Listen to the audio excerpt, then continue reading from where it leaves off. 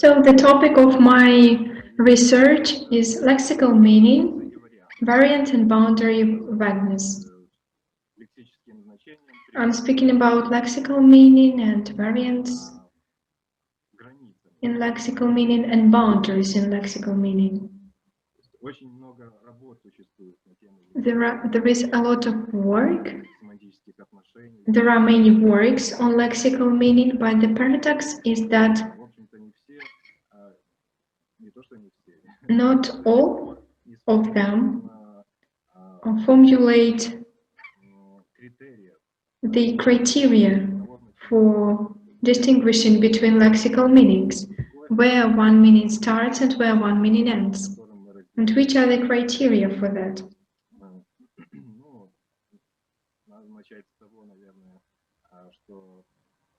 I should start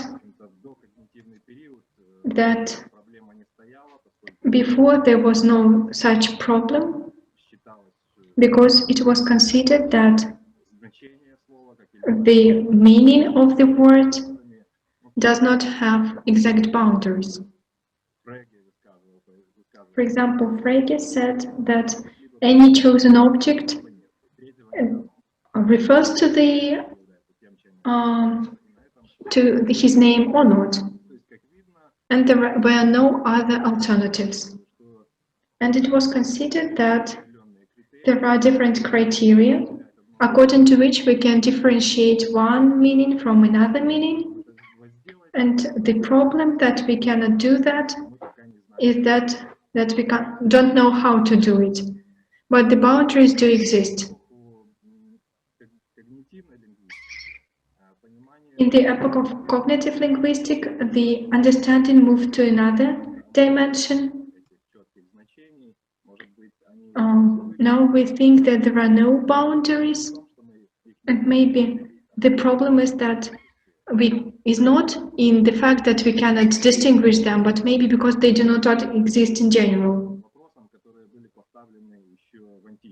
And we return to the questions that were introduced in the ancient Greece or in ancient Rome.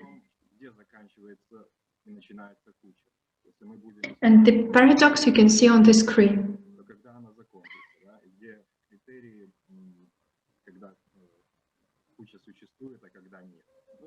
Лысиной то же самое, да, когда можно считать человека лысым, когда нет. Если волос нет совсем, это вроде бы четко. For example, there is a baldness paradox. Where can we, where a person is bald or not bald? For example, I have small baldness, but we cannot say for sure whether I'm bald or not. And that is the problem. In cognitive linguistics,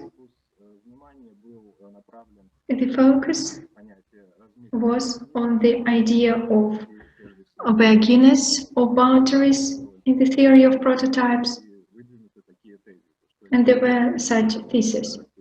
The elements of one category can be characterized by different level of membership in development of the level of similarity. And Mr. Shmilov said that semantic unity of word is supported by interaction of its certain meanings in some context, certain counteraction of these meanings.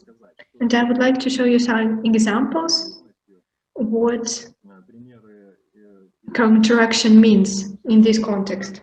For example, here you can see the examples from the Russian language. For example, in Russian language, yesterday can have two meanings.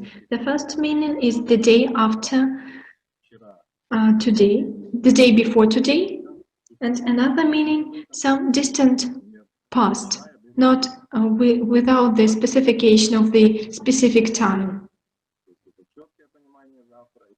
And the same thing is for tomorrow. It's not only the day after today, but also distant future, not distant future. And here are the contexts for those situations.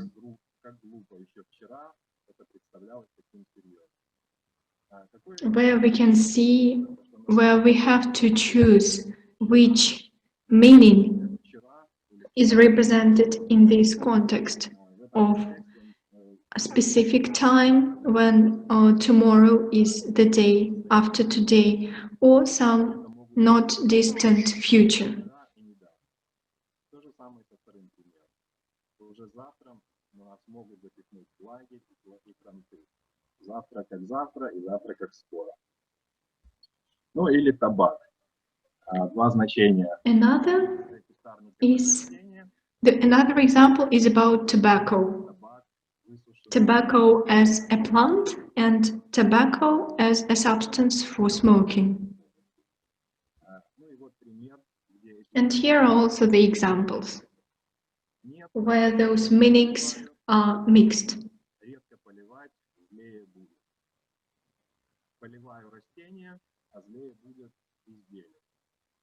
Или табак едкий, голодеристый, по окрестным селам его много сеют.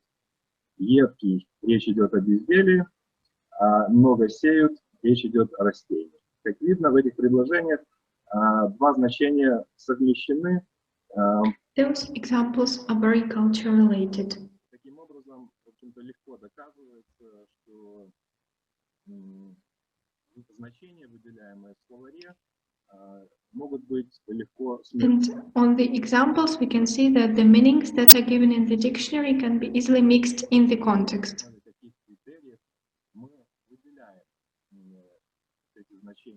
And I was trying to find out on the basis of which criteria those meanings are given in the dictionary.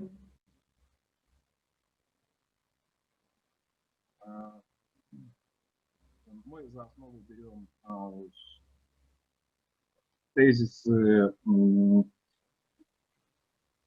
социальной когнитивистики и конструктивизма, которые...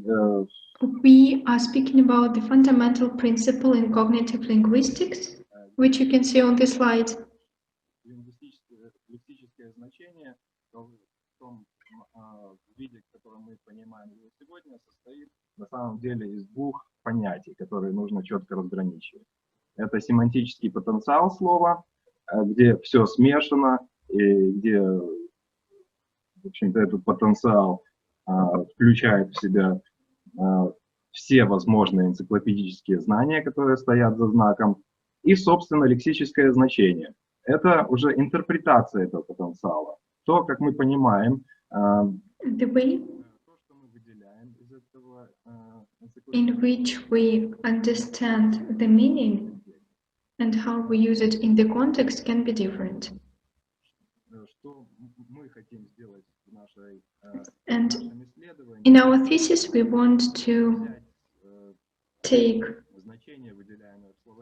meanings from the dictionaries or antonyms,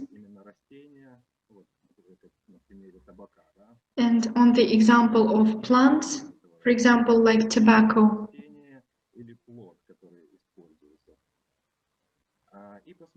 and see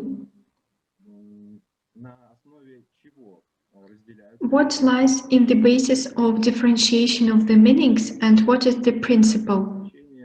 And our hypothesis is that we single out the meanings that are pragmatically important for this or that language. For example, we distinguish tobacco as a substance for smoking because it's important for our culture. And they are socially relevant for our language. And those are the issues of cognitivism are messed up with the issues of social linguistics. That is briefly my presentation. Thank you for your attention.